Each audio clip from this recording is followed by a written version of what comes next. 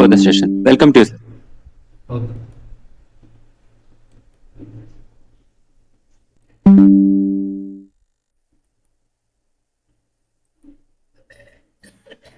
Now, in the previous session, we had discussed about the general issues about the marma. Now, about the specific about the marma. The among those specific marmas, the first is the Shipra marma. The Atavudham Prokshtimarmani Vyakhyasarmeta Padasya Angustangulyo Madhye Kshipram Nam Marma Tatra Vidhasya Akshepakena Maranam. Now Kshipra Marma is located at the base of Angusta and Anguli, the great toe and the second toe of the foot, or maybe the thumb and the first finger of the hand.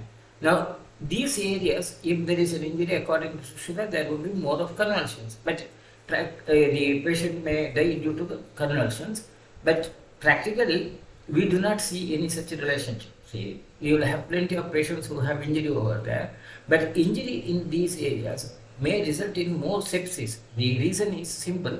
The tissue here has a loose areolar tissue, and in between the tendons and muscle fibers, a huge amount of pus could be accumulated. Particularly in the hand, the pus may get accumulated below the palmar fascia, and the amount of the pus which could be accumulated could be quite huge. So, from the practical clinical point of view, we have to take care of that infective conditions in these areas more carefully, because there is always a possibility of an unidentified pus pocket. But resulting in convulsions and relationship with the convulsions, as far as I know, there is no such a definite relationship. Now, how Sushruta might have told, I don't know. We cannot just say that. But at the same time, we cannot rule it out also. Maybe it may be possible that because of the possibility of tetanus in such a distal most wound conditions being more, probably it could be the reason, but it's not related to the anatomy part as such. Then the next is the Madhyama Angulim Anupurvena, Madhyam Padadana Setalah Nama, Ruja Tadra Rujabhik Maranam. Now, this is exactly what we call as the hand infections, as the foot infections, as the practical surgical clinical problems. Now, as I told you, whenever there is a infective pathology in this palmar fascia or plantar fascia area, the pus which could be accumulated could be quite huge, and in case of particularly in the hands, the pus may trickle down into the forearm through that carpal tunnel.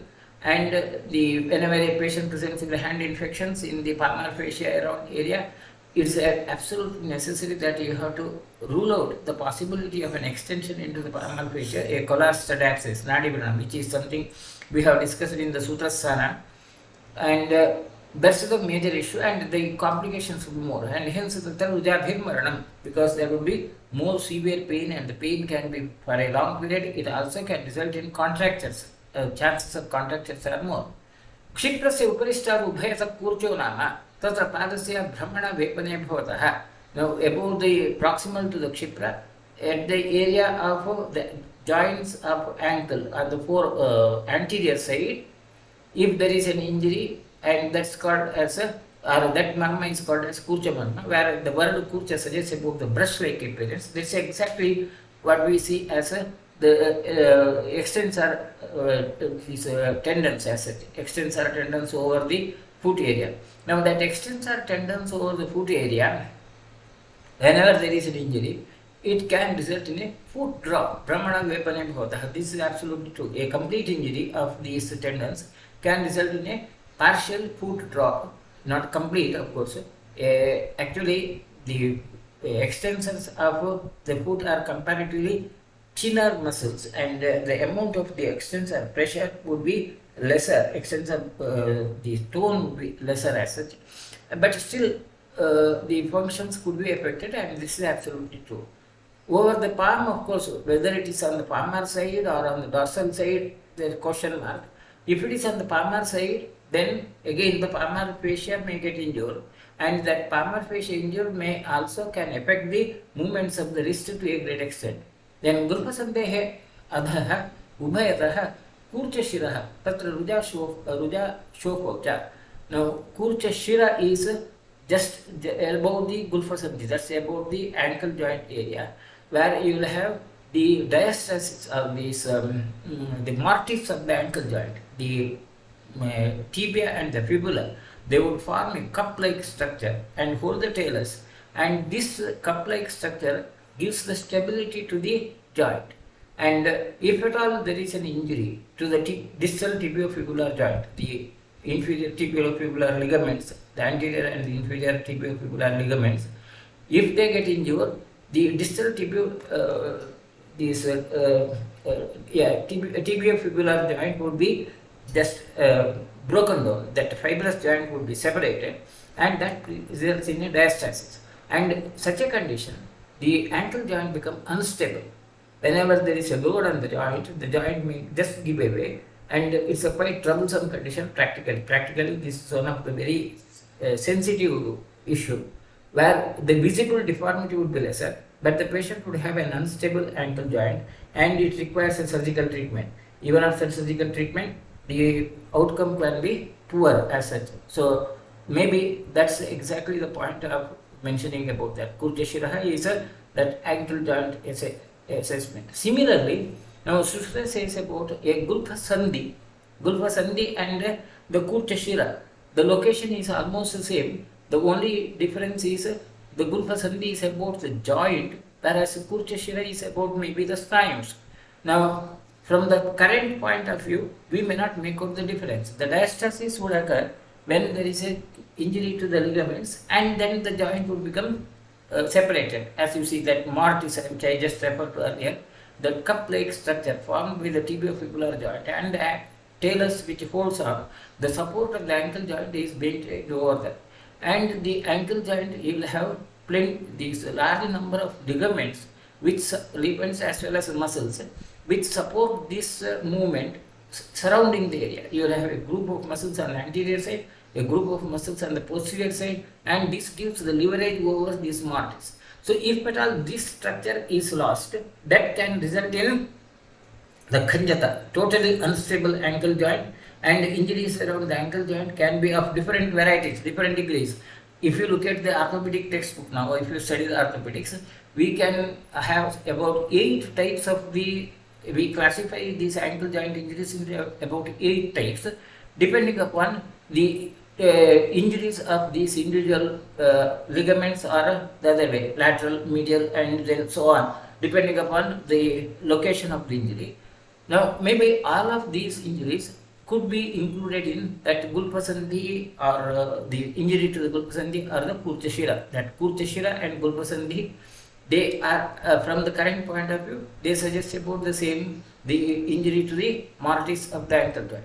Similarly, the Manibandha. Now, Manibandha in the upper arm and Gulfa Sandhi in the lower limb is the same, similar, and the issue is almost similar.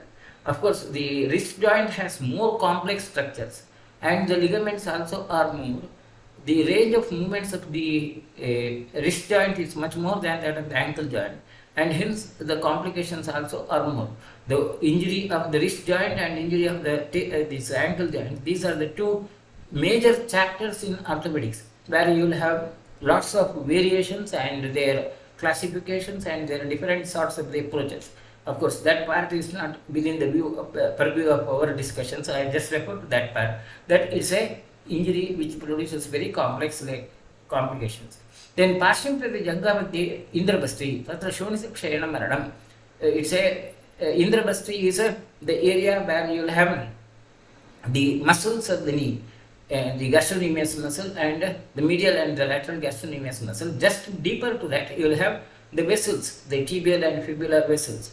Now, injury to these muscles can result in injury to the vessels, and there could be a lot of bleeding. Of course, the amount of the blood which could be accumulated in this space would be quite huge in both femoral as well as in the distal portions of the leg. Whenever there is a bleeding into the fascia sheaths between the muscles, a large amount of the blood could be accumulated, and that results in a invisible blood loss, a blunt trauma at this area. One of the major complications is a invisible blood loss. You may not see the blood loss to the exterior, but a large amount of the blood could be shifting from the vascular compartment to these tissue spaces the evident edema would also not be very conspicuous. Of course, there would be edema, but it may be misleading, and the amount of the blood loss could be quite huge. And in all such patients, it is important that you have to assess the blood loss and then manage. So, what Sushra has said is Shonidakshayana Maranam. If you do not assess, it can result in a fatal complications. Then Janga Urvoho Sandhane Janu Tatra Khanjata. The Jana Sandhi is a knee joint. Knee joint is a very complex joint where the range of movements and the load is more, but structurally it's very unstable.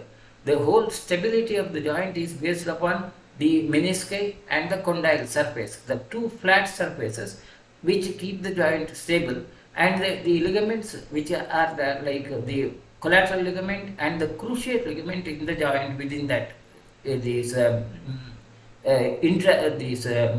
cruciate ligament intracapsular joint, which is quite unique, and that gives the stability. And of course, now whatever I have shown is from the knee joint replacement anatomy. In the knee joint replacement, the stability of the joint is maintained by these metallic sheets which are parallel to each other, and they are suspended. That gives you an idea of how the joint is unstable. Now, the areas where you will have to put the screws, these are, I have just suggested this picture from the point of view of giving you an idea about the relative instability of the joint. And an injury over there can result in khanjata, altered movements. Now, a similar parallel to the upper limb is Janasandhi in the lower limb, the parallel in the upper limb is the Kurparasandhi or elbow joint. And elbow joint is much more complex. The difference between the elbow and the knee from our structural point of view is the elbow joint you will have more curved surfaces which gives a stability. That olecranon process which is curved, now it can be it can give you some stability to the joint, but because of the two bones, that radius and ulna, which are just one gives the radius would have a flat surface, radius is flat, ulna would have a curved surface, and this holds on, gives a differential movement, and hence pronation and supination is possible in case of the elbow, whereas in the knee that kind of a movement is not possible. So from the as far as the stability and range of movement point of view, this elbow and knee have some differences, but otherwise as far as the impairment of the functions due to the trauma are concerned, it can result in impairment, significant similarity as such. Then Janana Urdhum Upayasa Triangulum Ani, that's the Shofa Pipiti Stabdha Saktita. Now again, this also is a similar issue as in case of Indravasti. Whenever there is any injury in the femoral compartment, the distal femoral compartment, the amount of the bleeding could be quite huge, and that can result in a huge edema and blood loss. Shofabhivruddhi is because of that accumulated blood loss in the muscle sheaths or in between the space of the muscle sheaths, and it can result in impairment of the movements of the joint as such. Then Urmadhye Urvi, Tatra Shonitakshaya Saktishoshaha, the same issue, Shonitakshaya, blood loss, which would be quite huge in that condition, as I told you, because of the space between the two these muscles. Whenever there is an injury to these vessels, the amount of the blood loss could be quite huge, and you have plenty of blood vessels over there. And another quite important thing is that there is a good amount of collateral circulation. These muscles act as a collateral circulation in the thigh area as well as below the knee. In the calf muscle area, you will have plenty of circulation. Whereas blood vessels crossing the knee joint, they would not have many of the collateral vessels. So an injury to the blood vessels over somewhere in the upper part of the thigh or maybe in the lower part of the knee may have a better recovery. If that acute blood loss is managed, it can have a better recovery. But whereas a vascular injury in the popliteal area would have a poor prognosis because there is no collateral circulation. That's about the other applied anatomy. Anyway, that's not related to the topic which we are now discussing. That Urvi Marma, which is presented in the middle of the thigh, would result in more of blood loss. Then Urvyaha Urdhum Adho Vakshana Sandehe Mule Lohitaksham, Tatra Lohitakshayan Maranam Pakshagatava. Now, this is related to the cephalus opening, area of the cephalus opening, where you will have that saphenous vessels, group of saphenous vessels, multiple vessels are there, and an injury over there can result in huge blood loss. Pakshaghata, whether it results in Pakshaghata or not, that's the question mark. But it can result in embolism. The chances of injury to the saphenous vessels can result in embolism quite frequently, and this result in more frequently a pulmonary embolism than really the intracranial. Anyway, that's about the basic issue. That may be slight difference, but Shonijakshayana blood loss is quite significant. Then वंशवृषणयोः अन्तरे वीटपं तत्र शाण्ढ्यम् अल्पशुक्रता वा भवति एवम् एतानि एकादशशक्तिमर्माणि व्याख्यातानि. Just above the this inguinal area, Vitapam marma. Vitapam marma is related to the inguinal canal, and through the inguinal canal you have the basic seminal duct as such, seminal ducts presenting over there, and the relationship to the testicular structures is well known. Inguinal anatomy of the inguinal canal is well known, and injury over there can result in shandhyam, the loss of virility could occur, and it can result in impotency also later. So that's about the complications. It's quite obvious. The things are quite obvious. वंशेन वृष्णयोः अन्तरे विटपम् एवं वक्षकक्षयोः मध्ये कक्षधरं तस्मिन् विद्यते एव पुत्रः. Now there is a bit of confusion about that. So whenever Sushruta has referred to the marmas in the lower limb, corresponding marmas in the upper limb, and the complications are mentioned same. But as far as the Vitapa marma, a comparative marma in the upper limb is the Kakshadhara. Kakshadhara is the axillary, where you have that axillary blood vessels which may get injured during the trauma. But that should have been a correction. Sushruta says Asmini Vidhe Te Eva Padruva. It can, according to Sushruta, if you read word by Sushruta, it also should result in impotency. But virtually, we do not find any such reason to justify that. Maybe, I don't know. So it cannot be justified from the basic common sense point of view and anatomy. Like a vessel in the or injury in the axilla may result in impotency. So that needs some correction. That view has to be corrected. Yet इतर सत्य बाहुज व्याख्यात विशेषतस्तु यानि Satti Gulf जान विटपानि तानि बाहु मणिबंधु पूर्व कक्षधराणि. That's exactly what we have referred to, and the issue about the kakshadhara also I have clarified. तत्र वंशवृषयो अन्तरे विटपम् एवं वक्षकक्षयोदरे मध्ये कक्षधरं तस्मिन् विद्येत एव उपद्रवः. विशेषतस्तु मणिबन्धे कुण्ठः पूर्वराख्ये कुणिः कक्षधरे पक्षाघातः. Now that again at one stage Sushruta mentioned about kakshadhare eva ta eva upadravah. Then kakshadhare pakshaghata. Pakshaghata is mentioned as the other additional complication in case of the axillary injury. That's absolutely true. Evam etani chatushchatvarimshat shakhasu marmani vyakhyatani. So probably this kind of a correction was added later by Sushruta. Like initially he just wrote casually like kakshadhare ta eva upadravah. Probably this sentence may need to be corrected, like tasmin vidyata eva upadravah, that needs to be corrected because there is a specific reference about the pakshaghata. Then comes the ataburdham udara urasuvoh marmani anuvyakhyasayamah tatra vatavratyo nirasanam sthulant pratibaddham gudam nama marma tatra sadhya maranam. Guda marma and the dimensions of the Guda marma are described in detail in the Arshas chapter, which we have already referred to, Sarsapanchakulam Gudaha, and that's importance. Now, Sushruta says it's a Sadhya Marana, the instantaneous death. Of course, as we know now, the whole anus and the rectum can be removed and the patient can survive without the anus and rectum also. You can have these conduit surgeries where the whole organ can be removed and the patient may have a bypass.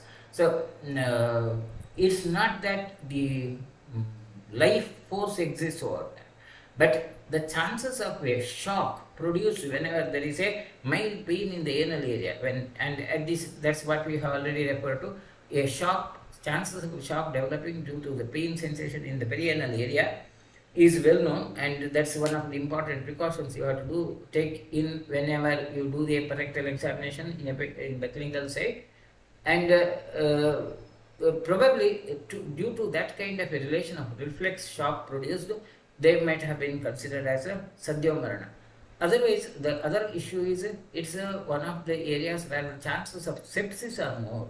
Any mild injury in the anal area can result in severe sepsis, and severe sepsis also can result in more significant complications. The next of the marma is अल्पमांसशोणितो अभ्यन्तरः कट्यां मूत्राशयो बस्तिः तत्रापि सद्यो मरणम् अश्मरी व्रणादृते तत्र द्विपेतो भिन्ने न जीवति एकतो भिन्ने मूत्रस्रावी व्रणो भवति स तु यत्नेन उपक्रान्तो रोहति.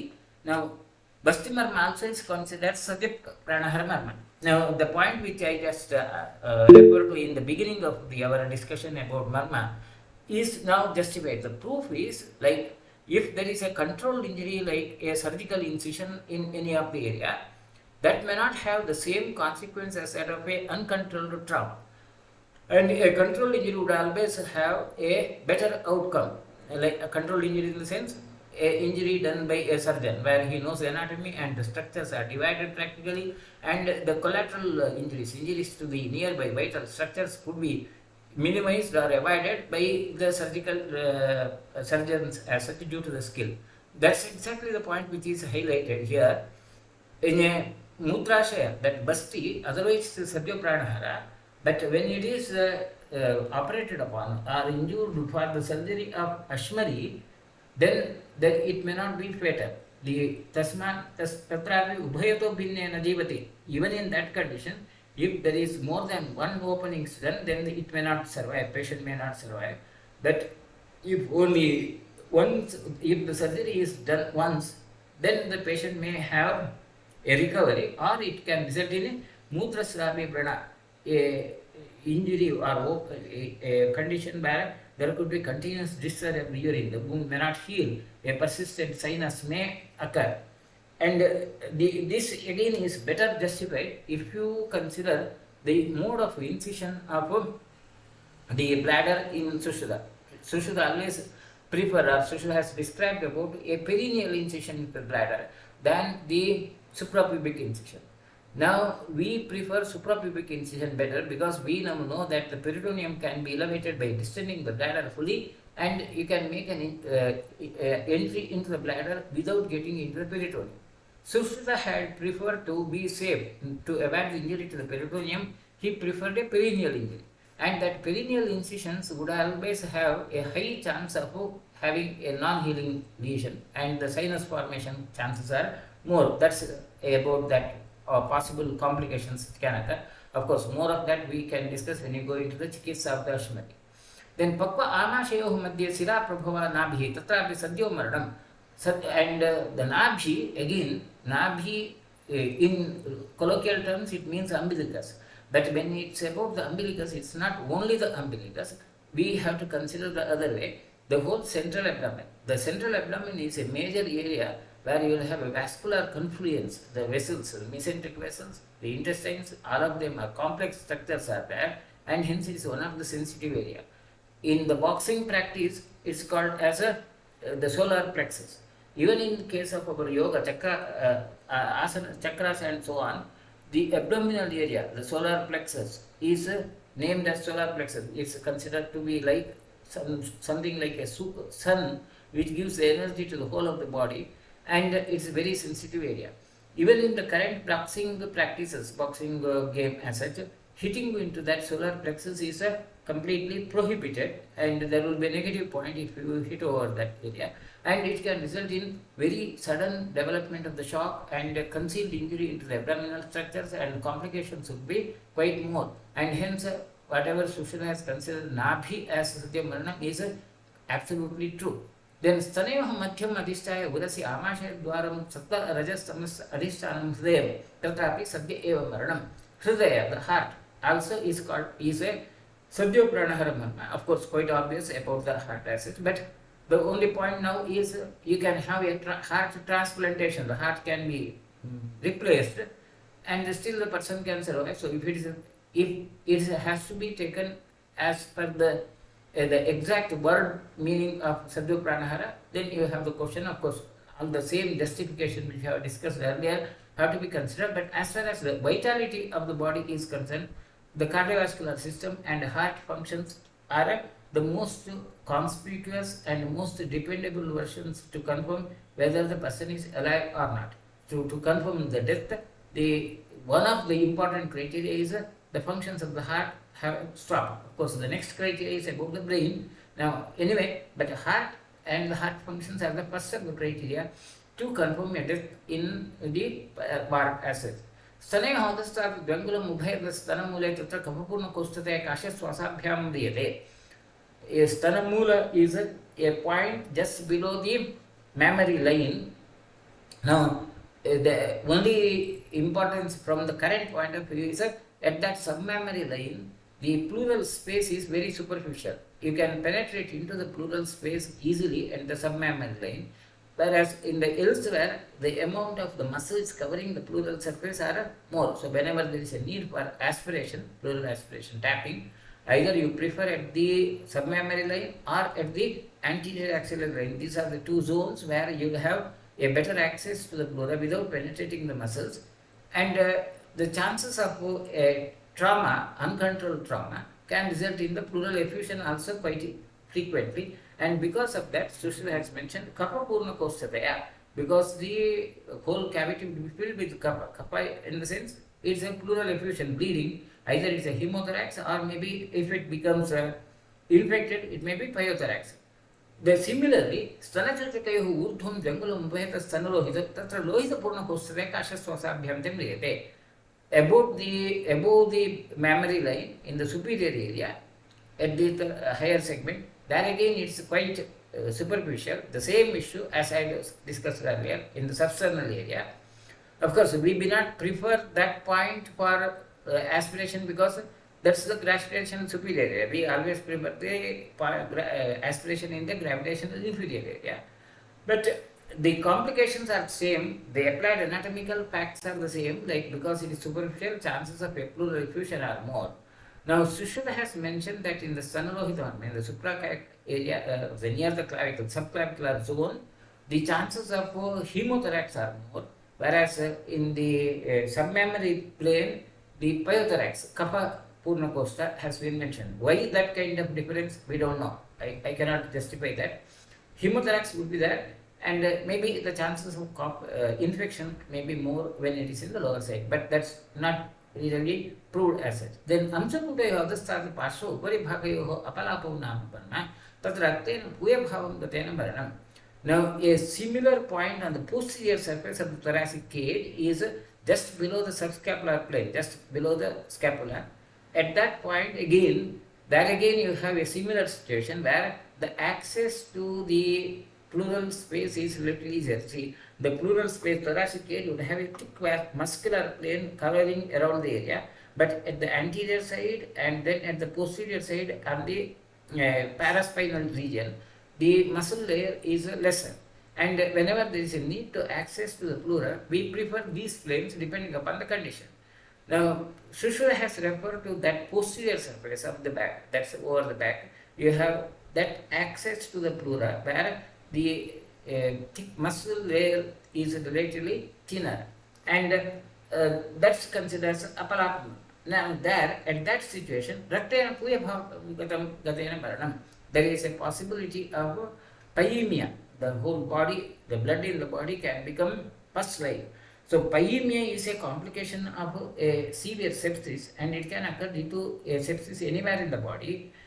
Whether it's more in the chest area or not, that kind of a relationship doesn't exist. But anyway, pyemia is one of the complications.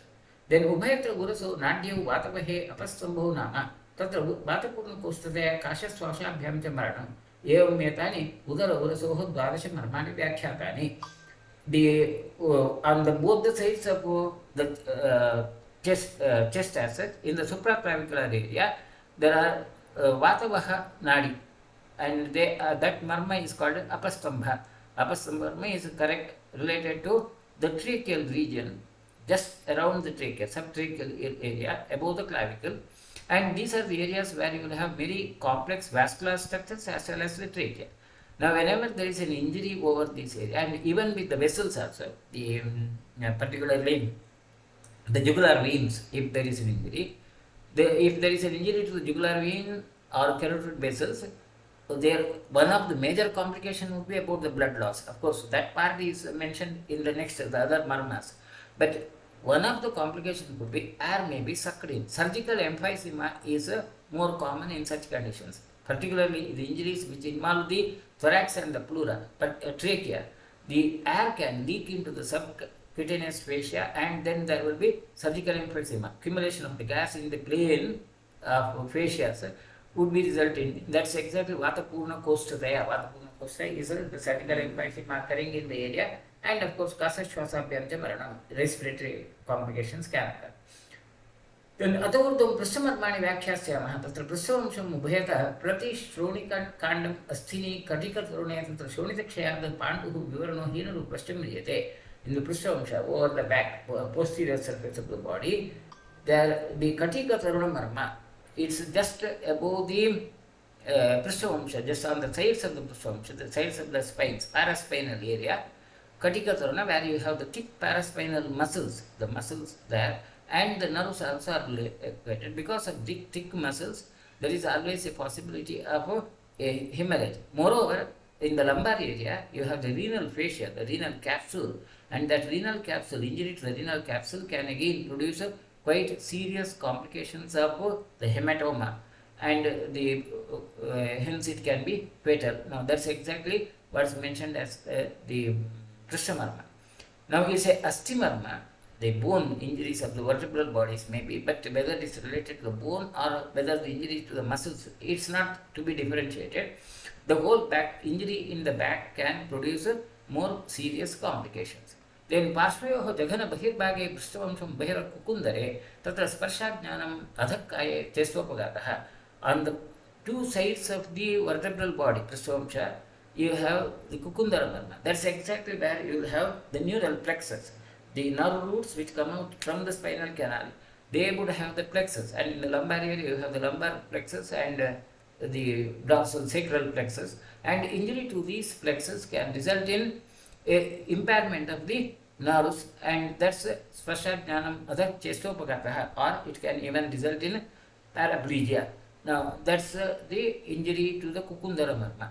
Shroni kandayoho upari ashayachadamo parshantar pratibadho nitambo tatra adhakkaya shosho daurbadhyatya maranam. Nitambo marma is the gluteal area, the gluteal muscles, thick gluteal muscles which are surround that area, and tatra, if there is an injury, it can result in atrophy of the lower limb. That's lower motor neuron injury. Sciatic nerve injury can result in the trauma to the gluteal area, and it can result in a fatal complications due course of time.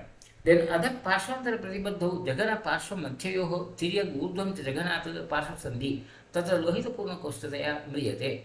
In the suprasacral area, the sacral prominence, just above the sacral promontory, there are the points where the blood vessels are relatively superficial. At this point, just above the sacrum, you have good number of blood vessels. They are just superficial, but just below the renal capsule, the vessels are quite superficial, and any injury over there, it can result in injury into the pelvic girdle, the pelvic vessels. The pelvic girdles could be injured. And in pelvic girdle injuries, from the current surgical point of view also, it's one of the major issue would be there could be huge bleeding, and identification of the bleeding spot itself is a very complex issue. Even by the surgery exploration, it's often not possible to locate the injury there, the point of injury, and you may miss that, and hence the complications will be quite more. So when Sushil says this is Siramarma and Lohitapurna Kostadaya, it's absolutely true. Then Stanamulat Duri Ubhetaha Prashamshasya Brihati Tatra Shonta Adipravarti Nimitti Upadravihim Diate. The Brihati Marma is on the posterior side, corresponding to the mammary line, mammary point on the anterior side. So on the posterior side, there again is the same paraspinal muscle structures, and the possibility of the vascular injury are more there. So from the current general issue anatomy point of view, you may not make much difference in the suprasternal or maybe in the thoracic segment, but the paraspinal vessels and the paraspinal muscles, these are the areas which can produce vascular injuries as such. पृष्ठोपरि पृष्ठवंशं वेद त्रिकसम्बद्धे वम् अंशफलके तत्र बाहोः श्वापशोषो the amsaphalaka, the subscapular area, the scapula and the subscapular zone would be the amsaphalaka marma, and if there is an injury it can result in atrophy of the muscle and loss of sensation, atrophy and loss of sensation in the arm as such. Now that's exactly due to the cervical plexus. The major component of the cervical plexus are located in the subscapular area, and the major outflows of the cervical plexus, they are located in the subscapular area, and it's quite true that a injury to the subscapular region can result in atrophy of the muscles. It's absolutely true, which can be demonstrated. Then Bahu Murta Griva Mathe Amsapita Skala Bandhano Amsa Tatra Sabdabahuta Eva Mita and Chaturdasha Krishnamani Vakshatani. Now Amsa Phalaka and Amsa, these marmas, of course, from the current general point of view, it is the same location. Maybe the Amsa Phalaka is about the flat surface of the bone, Amsa is about the flat surface of the bone. Amsa Phalaka is the subscapular, the muscles which hold that the bone as such. Maybe that could be the difference.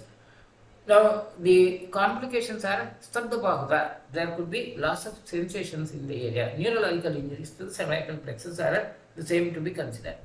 अतऊर्ध्वम् ऊर्ध्वचतुर्गतानि व्याख्यास्यामः तत्र कण्ठनाडी उभयतः चतुस्रोधमन्यः द्वे नीले बेजमन्ये व्यत्यासेन तत्र मूकता स्वरवैकृतं रसग्राहिता च. In the just above the neck there are two nadis, Kantanadi Ubetah, they are Manya and Neela. Neela and Manya, these are considered as marmas, and probably they are related to the carotid vessels, jugular veins, as well as the recurrent laryngeal nerve. Now, carotid vessels and jugular vein injuries, they would have a different sort of complications, whereas if there is an injury to the recurrent laryngeal nerve branch of a vagus, quite significant in thyroid surgeries, that's a quite important thing. That's the one which gives the motor control to the laryngeal muscles, and the larynx there could be a mukata, that the loss of speech can occur if there is an injury, and rasagrahita, either it could be a loss of speech or hoarseness of the voice. Quality of the voice could be affected if a recurrent laryngeal nerve is injured. Then Griva Mubesa Chadasra Stiraha Matrika Tatra Sadhya Maranam. Now that matrika is about the same jugular veins and the carotid arteries. Jugular and the carotid arteries, because they are the vital structures which produce the supply to the vital structures of the brain. A fatal complication can occur, and vascular complications also more. Amount of the blood loss also could be quite huge. And they are considered as very critical issues. That neck vessels are considered as very critical from the practical clinical point of view. And unlike other vessels, you cannot apply a tourniquet also. See, in a trauma, accidental trauma, in the first aid, elsewhere if there is a vascular injury, you have a scope of tying a tourniquet so that you can buy time, at least reduce the bleeding immediately. Whereas in neck vessels, you cannot tie the tourniquet. And hence, from the first aid point of view, these also have a crucial issue. So, and that's why Sushruta might have considered this as the Sadhya Pranahara. So, Matrika Siraha are the vessels of the neck. Shiro Griba Sandhane Krikatika, Tatra Chalamurtata, Krikatika Marma at the junction of the head and the neck. That's upper cervical vertebrae. Among the upper cervical vertebrae, cervical 1 and 2, the atlas and axis, they are the critical conditions which can produce instantaneous death. In the hanging, you know about the hanging is preferred as a method of producing instantaneous death, because by hanging there will be atlantoaxial dislocation which can produce a sudden injury to the brain. Brain stem can be completely separated, and hence the vital functions can be stopped. But if it is just below, then it can, in the cervical area, it can result in again serious complications where the movement or control of all the four limbs could be affected, and that's exactly what Sushruta has considered as a Chalamurtata. Now, interesting is in case of the cervical spinal injuries, you will have more conspicuous clinical signs of the lower limb and upper limb, that the distal structures, than the proximal structures. Sushruta has mentioned about Chalamurtata, where there could be a uncontrolled movement of the head. Now, whether it's uncontrolled movement of the head or loss of movement in the lower limb, that's the point of debate. We will not go into that part. Then Karnaprishthato other samshite vidhure tatra bhadiyam grana margam ubheta. Sorry, tatra bhadiyam. This sentence has become from the other part. Like Vidura Marma is about at the mastoid bone area, mastoid region area, and that mastoid region is closely related to the internal structures of the ear, and the major component of the internal ear is located around the mastoid bone or just close to the mastoid bone, and injury can affect the functions of the hearing. Similarly, Granamargam Ubhayatah Sroto Marga Pratibadhye Abhyantarata Pane Tatra Gandha Jnanam. The Panamarma is on the just lateral parts of the nose, the nasal bone at that area, and that's the area where you have the smell sensing mucosal membrane of the nose. So if there is an injury, it can affect the Gandha Jnana, it can affect in impairment of the perception of the smell, quite obvious there, and that's the about issue. Then Dhru Prachantayo Hadho Akshno Bhaksheto Apango Tatra Andyam Drishtyupaghato Va. On the lateral or outer canthus of the eye, very close to the outer canthus of the eye, is the Apanga Marma, and if there is an injury over there, it can result in either impairment of the vision or loss of vision. Now, the major important vital structure in the lateral part of the eye is the lacrimal glands which are located, and the ducts are on the proximal side. That's the important issue. Outer canthus is known or sensitive or an issue of importance for the presence of the lacrimal glands, and of course the palpebrae also. That's about the issue. Similarly, Bhruvoh upari nimnayoh avartam nama tatra api andhyam drishtipagataha. In the midline or towards the inner canthus, that's the avartamarma, and there again drishtipagata. Now, as far as the outer canthus and inner canthus of the eye, the inner canthus is having more complex anatomy than the outer canthus, and the possibility of vision impairment is more when there is a inner canthus structures injured.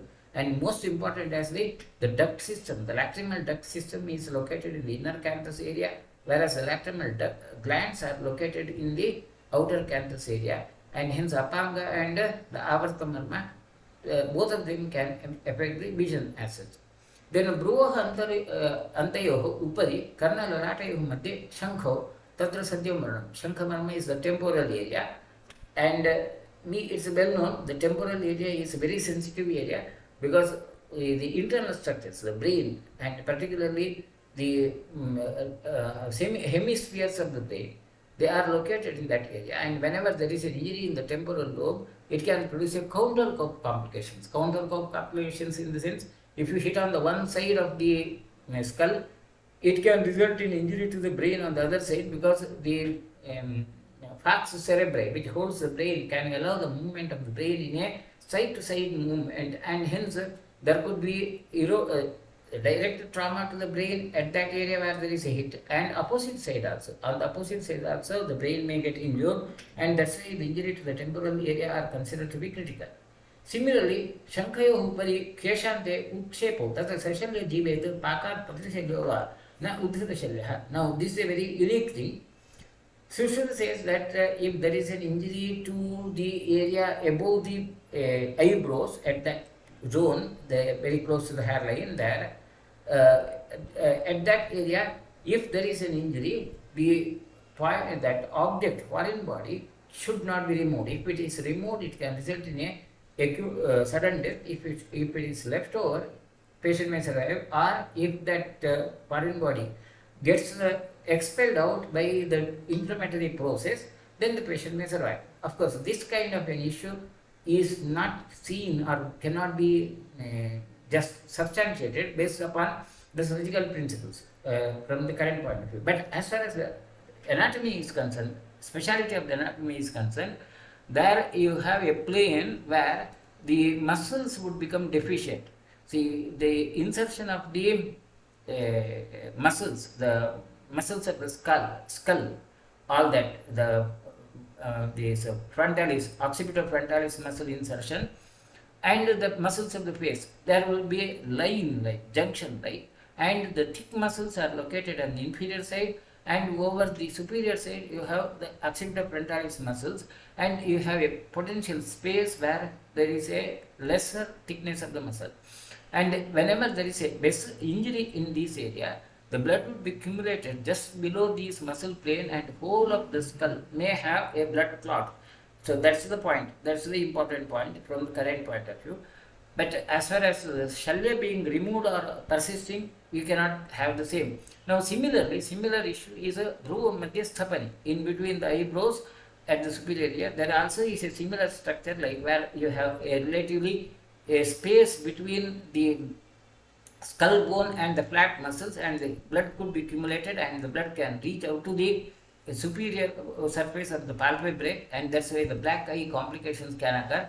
But as far as the issue of removal of the shalya is concerned, we do not have any substantiation factors, like, and such a marma is called as a stapani. So that's about the stapani marma. Then pancha sandhya shirasi vibhaktaha simantaha. Simanta marma are the suture line seen over the skull, and tatra unmada bhayachittanashihi maranam. There will be signs of impaired consciousness or altered consciousness as such. Now this is quite again the suture lines which we are identified, and whenever there is an injury, chances of injury to the brain structures, cortical structures, irritation of the cortex would be more, and cortical irritability signs, unmada bhayachittanasha, the cortical irritable signs, which are quite common in case of the superior injuries of the head. Then Bhrana Shrotra Akshi Jihva Nasanda Jihva Sandarpanina Siranam Madhye Sira Sanipata Shungatakani Tani Tatwani Marmani Tatrapi Sadyam Murdam. The Shungataka Marma is located just on the posterior surface of the Bhrana as such, that's ear, nose and in between the ears. That's exactly the cavernous sinus. Cavernous sinus is one of that crucial structure which takes care of the blood flow from the brain.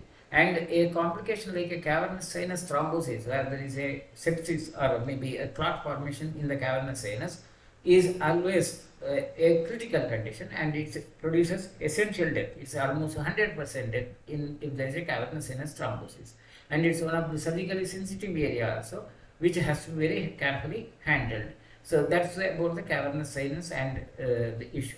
Then the last is Mastaka Abhyantara Uparistata Sira Sandhi Sannipataha Romamarto Adhipati Tatrapi Sadhya Eva Satmaranam Eva Vidani Sabdatrinsha Udhajatagurani Marmani Vyakhyatani. That's the bregma, the central area. In the bregma, of course, in the early stages of life, that's one of the very sensitive area and delicate area, because there would not be a fusion of the sutures. But once the fusion of the sutures have occurred, there may not be much significant difference between the other parts of the skull and that central zone area. But from the yoga and the concepts of the yoga, you have that Sahasrara Chakra located at the Brahmarandhra, and that Bregma, Adhipati Marma, is located almost at the same plane. So from the yoga and yoga concept point of view, this has a very significant relationship.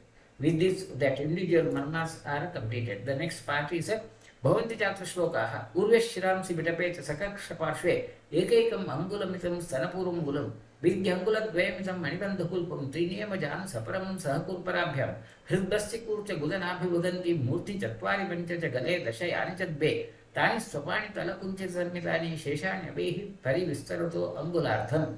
Now the size or dimensions of that sensitive points issue is about marma are considered as sensitive points, and the injury produces those definite signs of the injury. To have that kind of a consequence, the area of the marma is to be defined, and the area of the marma are defined as on the basis of either angula, or it could be based on the Sopani Talakunchita, close to fist size. And the majority of the marmas are angulas, the ardha angula. So you have to be very accurate at hitting that point. The other marmas which are wider than that are Urvesh Shiram Svitape Sakaksha Parshva. Urvesh and Vidapa marma and Kaksha marma are and Stanamula marma are Ekekam angula, one angula. Then two angulas dimensions are Manibandha, Gulpa, and 3 angular dimensions are Janu and Kurpara. Hridaya Basti Kurcha Gudanabi, they are wider Chatwari or Panchacha Gale. 5 angulars are in the neck marmas as such. These are the dimensions of the marma. Of course, the point is about the past, all that issue is in relation to the possibility of a trauma. If the trauma occurs to that specified area, then only the complications which are suggested as the marma vidha lakshana can occur. And if the area is wider, or if you have hit beyond that area, then the possibility of the signs are lesser. And the same also is true in case of the surgical handling. Surgical handling at the areas which are considered as marma, you have to be very careful, and those areas which have a shorter dimension, you have to be more careful. Wider dimension, those have to be avoided during surgery. That's exactly what Sushila has mentioned. Etat pramanam abhiviksha vadanti prajnaha shastrena karmakaranam prahitya karyam parshvabighatitam api iha nihanti marma tasmat the marma sadanam parivarjaniyam. As you know about the dimensions of the marma, and you plot the marma over the surface of the body and when you make an incision, avoid those areas. And not simply those areas, even those areas that are close to the marma also have to be avoided according to Sushruta. Chinneshu panicharaneshu siraha naranam sankocham iyuhu asragalpam ato nireti prapya amita vyasanam ugram ato manushyaha sanchinna shaka tarvat nidhanam nayati क्षिप्रेषु तत्र सकलेषु क्षिते हतेषु रक्तं गच्छत्यतीव पवनश्च रुजं करोति एवं विनाशम् उपयान्ति हि तत्र विद्धाः वृक्षाः इव आयुधनिपातनिकृतमूलाः तस्मात् तयोः अभिहतस्य पाणिपादं छेत्तव्यम् आशु मणिबन्धन गुल्पदेशे. Now this is a very concept which has to be considered with the facilities available in Sushruta's plate. These principles may not be absolutely true in the present situation, though certain facts are there. Now the idea is, or basically is, if at all the whole limb is amputated, the vessels may get constricted and the patient may survive. But if these sensitive points, marma, like the Kshipra marma, is injured, according to Sushruta, it can result in fatal complication, and hence, in the injuries of Manibandha, Gulpa or Kshipra marma or so on, it's better to have an amputation of the limb than really saving the limb. This is what Sushruta has said. From the current surgical point of view, you may not just follow the same. We may not just amputate those areas, because you have a better tools of handling. So this fact has to be kept in mind, and it's not that we follow whatever Sushruta has said and consider the amputation. But the other way, the applied anatomy is quite important. About the applied anatomy, I have already referred to that issue. If there is a vascular injury in the popliteal vessel, a popliteal vessel injury in the popliteal area would have a worse prognosis than an injury in the thigh, the femoral vessels. See, from the common sense point of view, femoral vessel being bigger and the popliteal vessel being relatively shorter should have a better prognosis. But chances of a total vascular necrosis and the complications would be more if there is an injury in the popliteal vessel compared to the vessels in the femoral region, because of the absence of the collateral circulation. That's all the point. So similar issues are there from the applied anatomy point of view, but not exactly what Sushruta has mentioned, like you have to go for an amputation. That's not true. Then marmani shalya vishayartham udaharanti yasmacha marmasu hata na bhavanti sadyah jivanti tatra yatra yadi vaidyagulyana kechit prapnanti vikalatvam asamshayanti. That location of the marma is quite vital in case of the surgical practice, and they have to be avoided. If they are not avoided, if due to the skill of a surgeon, some of the people may survive, but they may have some deformity. Of course, from the surgical point of view, the applied anatomy of the areas where you make an incision or a handling is quite vital, and avoiding the collateral injury is the most important, crucial fact of a skillful surgery. Sambhinna jarjarita kosha shirakapalaha jivanti shastra nihatesh shriradeshai चिन्नेश शक्ति भुज पाद करैः अशेषैः येषां न मर्मसु कृताः विविधाः प्रहाराः. The same is repeated.